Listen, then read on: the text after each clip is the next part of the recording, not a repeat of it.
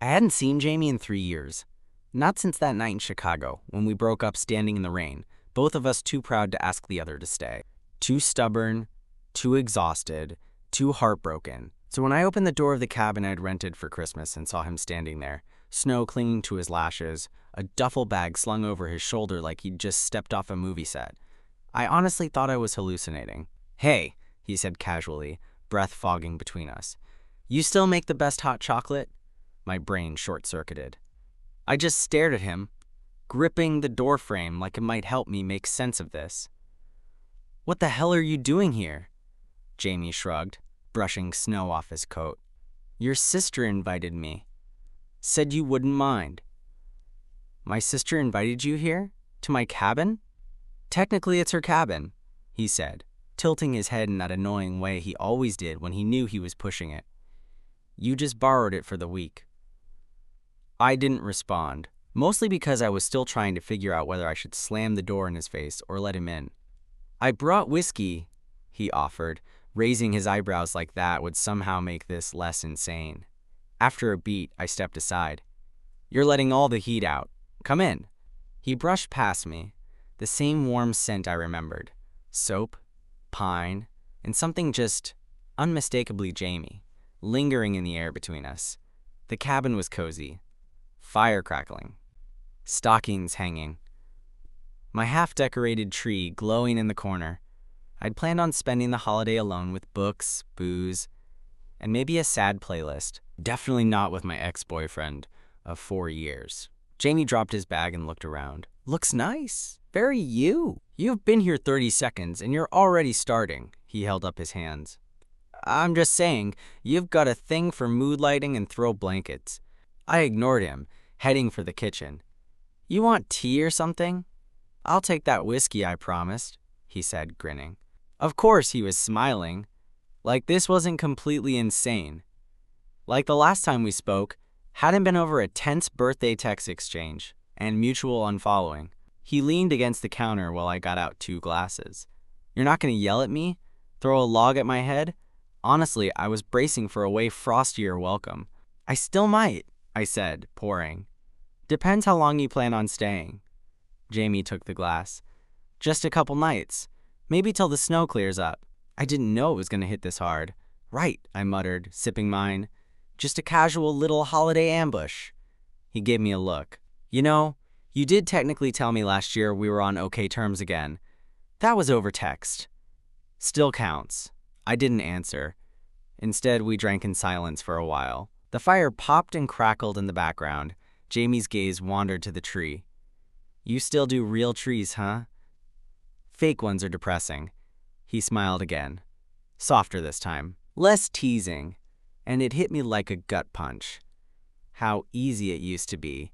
How normal this all would have felt if life hadn't torn it apart. Later, we half-watched Die Hard, his pick. Then Love Actually, mine. We didn't talk about what happened between us. We didn't talk about anything deep, actually. But the silence between us felt different now, like something that might fill back in if we let it.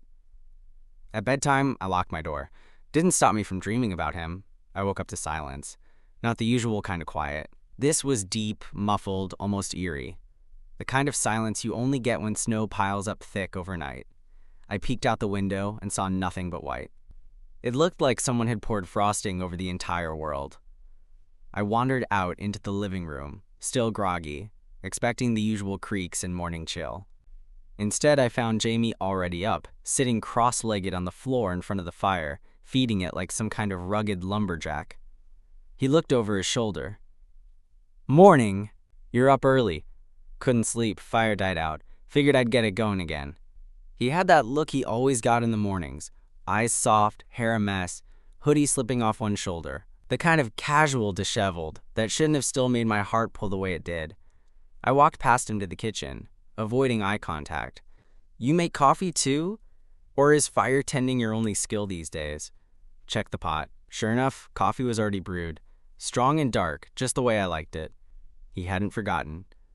3 years, and he still remembered how I took my coffee.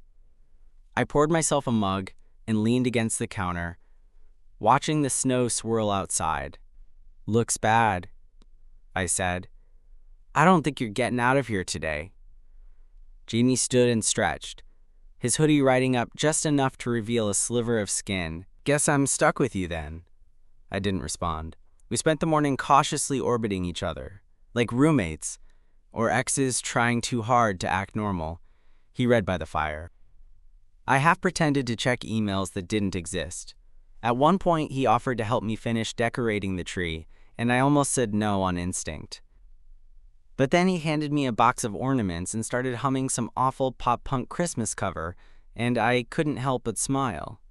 By the time we were done, the tree actually looked kind of nice, cozy, like a memory we hadn't made yet but somehow both missed. We had lunch by the windows, watching the snow keep falling. At some point, Jamie said, "You still with that guy?" I looked up, startled. "What guy?" "The one from Instagram, the photographer with the curly hair." I hadn't posted him in months. "No, that ended a while ago." Jamie nodded like he wasn't surprised. "What about you?" I asked. "Still dating that Pilates instructor?" He laughed, shaking his head. "God, no. That lasted like 2 weeks. She hated how much time I spent at work." "She?" He looked up at me, expression unreadable. "Yeah, she." There was a long pause. Then he said quietly, "I didn't date anyone serious after you." The words hit harder than I expected. I looked down at my plate, pushed a crumb around with my fork. Neither of us said anything for a while after that. By the time evening came, the storm had gotten worse. Snow was piling up halfway up the windows, and the wind made the cabin creak. "Power's gonna go out," Jamie said, looking up from his book as the lights flickered. I grabbed a flashlight from the drawer. You always were good at stating the obvious. He grinned, but a moment later, the lights cut completely. Just like that, we were in darkness, save for the soft glow of the fire. "Well," he said, stretching out his arms, "guess it's officially a snow-in." I lit a couple candles, the waxy smell mixing with pine and wood smoke. The room felt warmer suddenly, but it might have just been him. We sat in front of the fire for a while, not talking much. Just the sound of wood crackling and the occasional gust of wind against the windows. Then Jamie turned to me. "You ever think about it?" I looked over. "Think about what?" "Us. What we were, what we could have been." My throat tightened. I hadn't expected him to go there. "Yeah," I said, after a beat. "I do." He looked at me, eyes catching the firelight. "I messed it up. I know that." We sat in silence again. But it wasn't tense this time. It was full. Then, softly, he said, "I never stopped loving you, you know." I didn't answer right away. My chest ached in that same spot it always did when he got too close, emotionally or otherwise. "I know," I finally said. And then we just sat. The fire, the snow, the old feelings between us. It all swirled into something wordless. Something warm. Something I wasn't ready to name. Not yet. The fire burned low, but neither of us moved to add more logs. Jamie sat close, closer than he had all day. Our shoulders weren't touching, but they could have. One shift, one breath. And they would. I don't know how long we sat there like that. It was that kind of quiet where time slips. Just the wind outside, the soft hiss of firewood cracking, and the weight of everything we hadn't said. Eventually he exhaled. "I think I came here hoping you'd still be mad." I looked over at him. "Why would you want that?" "Because then I'd know you still cared. Anger's better than nothing." "You really think I stopped caring?" He didn't answer.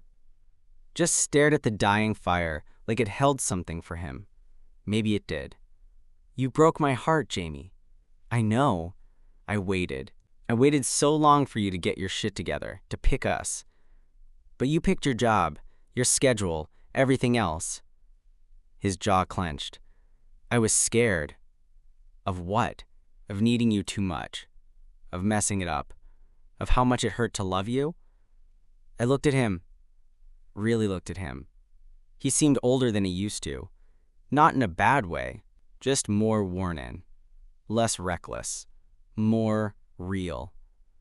It still hurts, I admitted quietly. Yeah, he said, almost whispering. Me too. I didn't plan to touch him, but my hand found his knee anyway, just resting there. He didn't flinch, didn't look away. His hand covered mine a moment later, warm and steady. You want me to sleep on the couch tonight? He asked. I should have said yes, should have kept the boundary clear, should have protected myself. But instead I said no, just not like before. His expression softened. I get it. We climbed into bed without turning on any lights, just the cold air between us and the heavy warmth of blankets. The storm outside was still raging, but in here, everything felt still. We lay back to back at first, like strangers, like two people who once knew every part of each other but were now figuring out how to start over. And then, sometime after midnight, I felt it, his hand brushing mine beneath the blanket. Just a touch, just enough. I can't sleep, he whispered. Me neither. We didn't say anything after that. He moved a little closer. I didn't stop him. Eventually, his arms settled around my waist like it used to. Not demanding, not pushing. Just familiar. I let it stay. And I let myself fall asleep to the sound of his breathing, steady and close behind me. For the first time in a long time, I didn't dream of the past. I just slept. I woke up to the smell of coffee.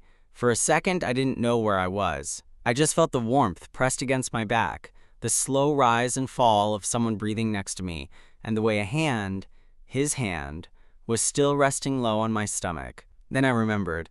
The storm. The bed. Jamie. I stayed still for a moment, not wanting to break it. His fingers shifted slightly against my shirt, like even asleep he didn't want to let go. My chest tightened. God, this was dangerous. When I finally moved, he stirred but didn't wake. I slid out of bed carefully, grabbing a hoodie and stepping out into the cold of the hallway. The coffee machine was gurgling in the kitchen. I poured myself a cup, leaning against the counter and staring out at the snow-drenched woods. Everything looked untouched, pure, like the world had been reset overnight. But I hadn't. I heard the floor creak behind me and turned to see Jamie, hair sticking up in every direction, wearing one of my old hoodies I was sure he'd left behind on purpose years ago. He scratched his head and gave me a sleepy smile. You still make the strongest coffee known to man. You're welcome. He walked over and poured himself a mug, standing beside me at the window. I forgot how quiet it gets out here, he said. That's why I come. He nodded, sipping slowly. It's weird being back with you. Weird good or weird bad? He glanced at me. Both. I could feel the pause that followed, like he wanted to say something else but didn't know how. Instead, he set his mug down and said, "Want to go for a walk? Trails look insane with this much snow." I hesitated. Then, yeah, let's go. We bundled up, scarves, boots, layers, and stepped out into the crisp morning air. The snow was deep and untouched, up to our shins in places, but the sky was clearing, bright with that post-storm glow that only happens after everything's been knocked still. We walked mostly in silence, boots crunching beneath us, breath fogging in little bursts. Jamie kept glancing over at me, like he was trying to memorize something.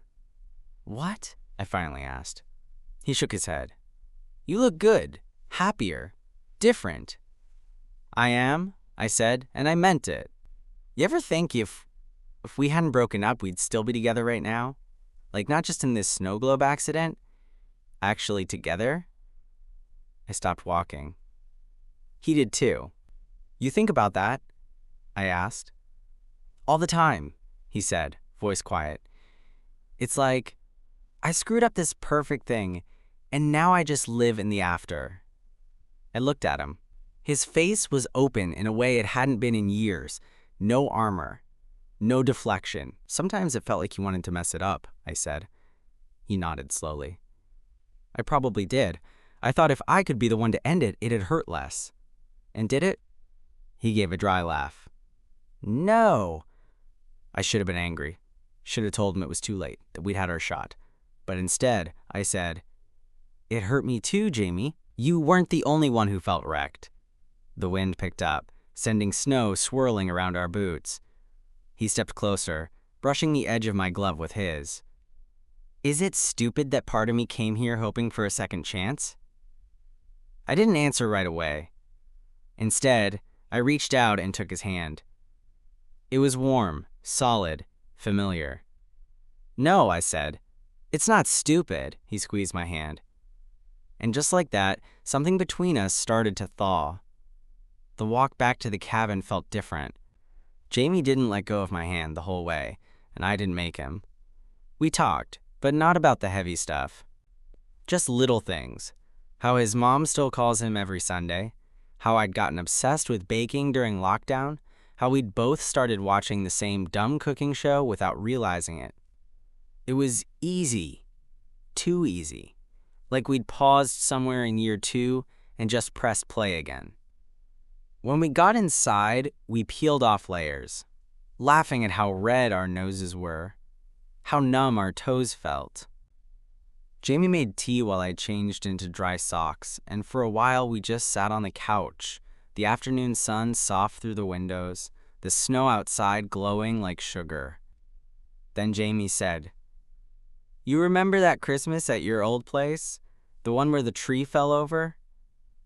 I laughed. "You mean the one where you insisted on hanging every ornament on one side?" They looked better grouped together. "You nearly broke your foot trying to catch it mid-fall." He grinned. "And you said I cared more about the ornaments than your safety. Because you did." He leaned back, head resting against the couch cushion.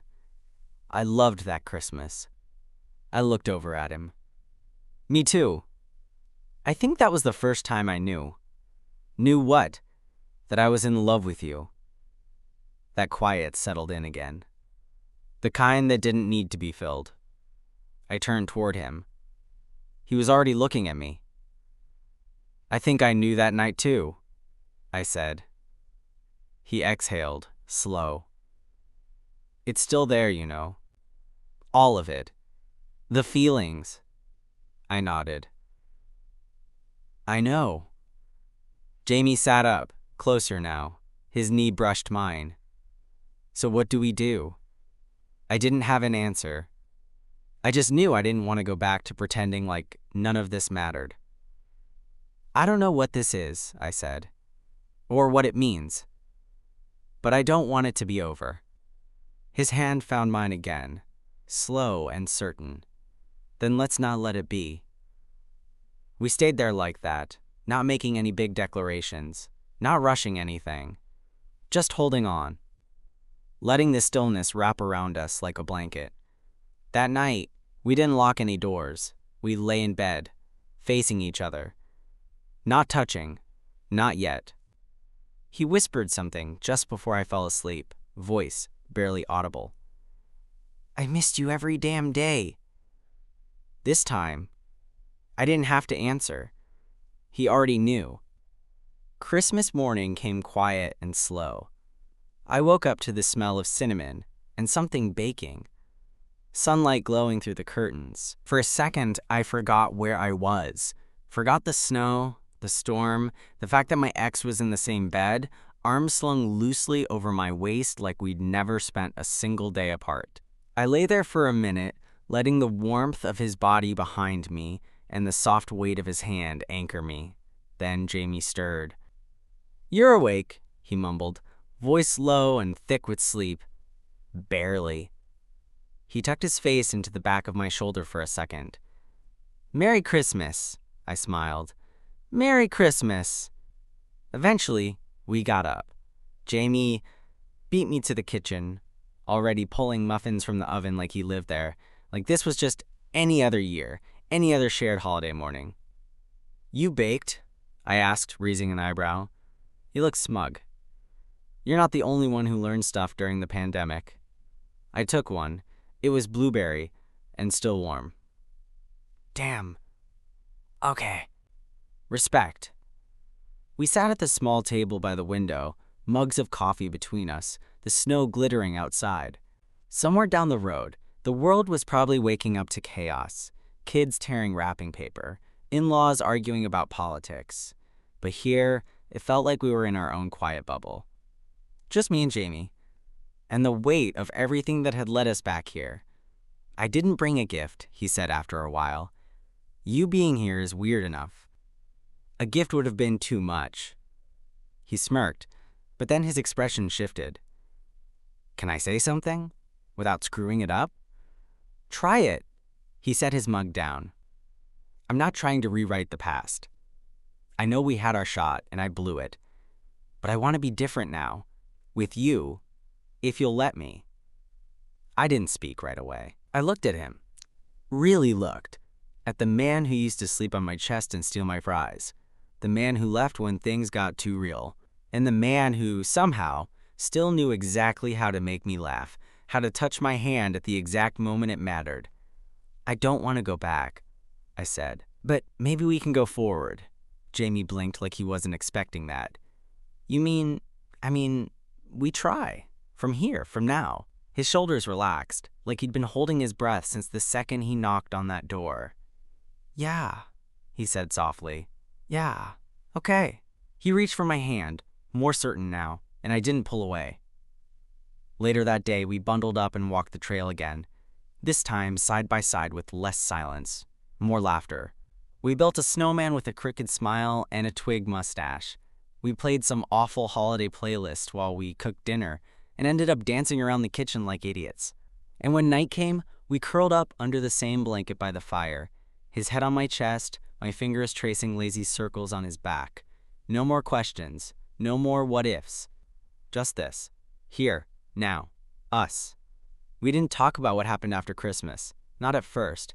There was no, "So what are we now?" or "Is this a thing again?" It was quieter than that.